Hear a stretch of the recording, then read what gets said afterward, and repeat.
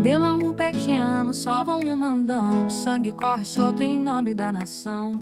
A fé virou moeda, altar virou palanque. Padre vende bênção, bispo veste o banque. Cegos guiando cegos, caindo no buraco. Graves nos meus olhos, ciscos no teu pranto.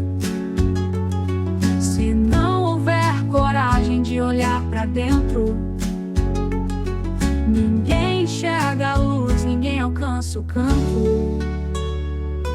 Jesus já perguntou: quem pode conduzir se o guia não...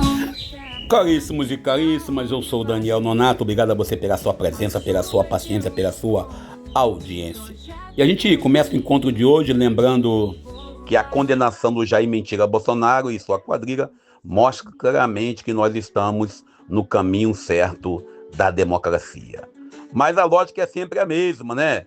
Como diz o ministro Fux, que condena o ajudante. Você viu ontem aquele voto de quase 13 horas, onde ele ficou te dando da aula de direito errado. Mas ontem Carmen Lúcia e também o Fachin fez o papel deles, né? E a gente viu aí o país novamente voltando a se alegrar. Pelo menos na rede social, recebi muita alegria de alguns. Embora teve uma meia dúzia de abestado que me enche o saco com coisa de embusteiro, naro. E aí quando eu mandei lá a condenação, não me manda nada não, porque eu não gosto de política. Ah, agora eu não gosto mais de política. E os outros aloprados que falam assim, não pode esperar 72 horas. É assim mesmo, esse povo louco, né?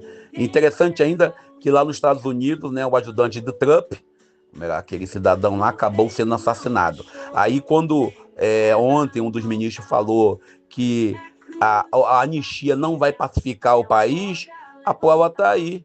Lá nos Estados Unidos teve julgamento, teve condenação pelo crime de golpismo de Trump. Resultado, voltou à presidência e continua o conflito entre eles lá. E a coisa está feia, porque lá é algo que ninguém quer aceitar. Alguns loucos dizem que a Argentina está uma maravilha, outros mais doidos dizem que os Estados Unidos está tudo em paz, quando sabemos que lá está tendo um conflito muito grande entre alguns que estão na oposição e o atual governo dos Estados Unidos. E ainda mais revoltante ainda, que a gente vai falar do Evangelho de hoje, capítulo 6, versículos 39 a 42 de São Lucas, é mais revoltante quando a gente vê bispos e padres que apostam nessas fake news, que apostam na cegueira do povo, transformando o altar em palanque, a missa em show, e sem contar aqueles que fazem o culto emocional, que fazem da missa, do momento litúrgico, algo assim que não tem nada a ver com de fato, a realidade que nós estamos vivendo. O Evangelho de hoje vai denunciar essa religiosidade que nos cega, que nos deixa à parte, que faz da fé uma mercadoria. E a gente olha claramente para esse contexto e se pergunta até que ponto nós estamos vivendo essa boa nova. E a gente entra nesse contexto ainda, nesse fato, né, do Evangelho, quando Jesus fala que cego que guia cego cai no buraco. É nesse cenário que a palavra de Deus chega hoje, como essa lâmina afiada. Jesus com essa pergunta essencial: pode um cego guiar outro cego? Ou seja, e aí? Quem nós somos nessa história? Somos os guiados ou somos os cegos? Olha, isso aqui não é poesia, não é música, não é apenas uma frase solta de Jesus. É uma denúncia direta, é um aviso contra a cegueira que nós temos em nossas igrejas, em nossas famílias, em nossos grupos de trabalho. Líder religioso que é político-cultural, que se apresenta como guia, mas não enxerga nem a si mesmo. O pior, arrasta multidões. E aí ontem eu ouvi de um amigo, né? Viu lá na Paulista, tudo muito cheio. Senhores, também foi numa multidão, um local cheio que gritou crucifixos. Jesus, que continua esse caminhar para Jerusalém aqui no Evangelho, no Sermão da Planície, ele faz a pergunta: por que olhar o cisco no olho do teu irmão e não percebes a trave que está no teu próprio olho? Aqui Jesus usa a ironia, ele usa exagero, uma viga enorme enfiada nos olhos, e o sujeito querendo tirar o cisco no olho do outro. Isso chega a ser ridículo. E é algo assim desproporcional essa fala de Jesus, na visão assim do contexto da época. Mas no fundo é algo pedagógico, como diz o profeta Isaías, quando falar das sentinelas cegas, quando ele deixa as sentinelas cegas como exemplo. Capítulo 56, versículo 10 de Isaías. E ele diz que as pessoas são incapazes de discernir. Ou como diz o Salmo 19, versículo 13. Quem percebe os próprios erros? Purifica-me dos meus maus ocultos. É preciso hoje olhar para a nossa prática particular. Jesus está nessa linha profética. Religião sem autocrítica, sem olhar no espelho, sem olhar para si mesmo, é uma religião vazia. Também não é aquela religião do toda semana vou confessar. A religião, quando manda você fazer autocrítica, é uma religião que te ajuda a crescer. Quantas vezes nós erramos? Quantas vezes nós falhamos? E nós vamos nos enganando às vezes, achando que isso vai resolver, que isso está certo, que isso que importa. E a gente vê claramente que não é assim que funciona. E hoje, cada vez mais, você percebe uma fé do auto-engano, uma fé, às vezes, da falha do caráter. A pessoa acha que está tudo certo porque diz que segue o contexto bíblico. E não vamos nos enganar.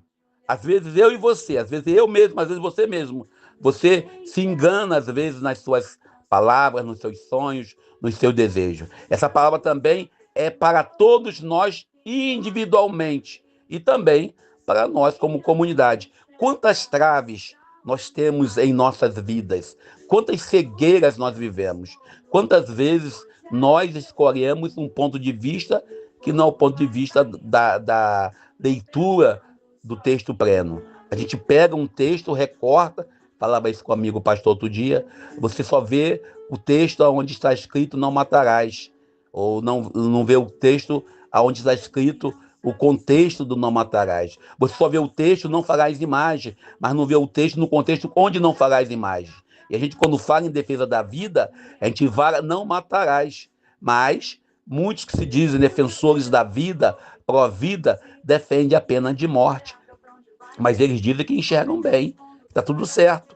Ou seja, a trave deles e o discurso muito daqueles que se dizem à direita, o que é de esquerda é a favor do aborto. E imita-se a esse cisco, a essa trave. E esquece que não se trata de ser contra ou a favor isso ou aquilo.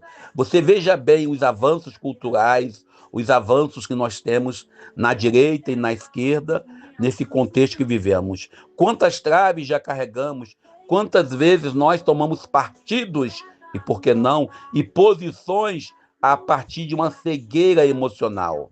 A gente olha bem na história da igreja, as nossas falhas, a Inquisição, o silêncio diante da escravidão dos povos indígenas, as ditaduras que a igreja aprovou, o clericalismo ainda hoje, que padres se acham os donos da verdade, invocam um tal de persona Christi, quando na verdade são persona cão, alguns deles, ou persona diabo, muitos mais ainda. Até bispos são assim também. Bem, deixa isso quieto, é melhor parar por aqui, que Deus nos abençoe e nos ajude, para que possamos tirar as traves dos nossos olhos, para viver de verdade o Evangelho de Jesus. Eu fico por aqui, peço que reze por mim, para que eu também cure das cegueiras que eu possa ter, e eu rezo por você, para que possamos nos curar mutuamente. Eu sou Daniel Nonato. Fé virou moeda, altar virou palanque, padre vende bênção, bispo veste o banque. Cegos guiando cegos, caindo no buraco. Traves nos meus olhos, ciscos no teu pranto.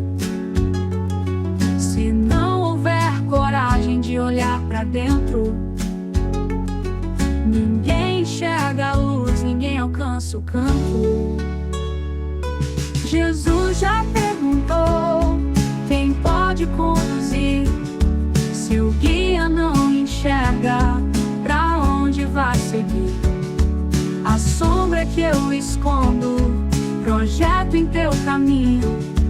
e o povo vai caindo, tropeçando sozinho.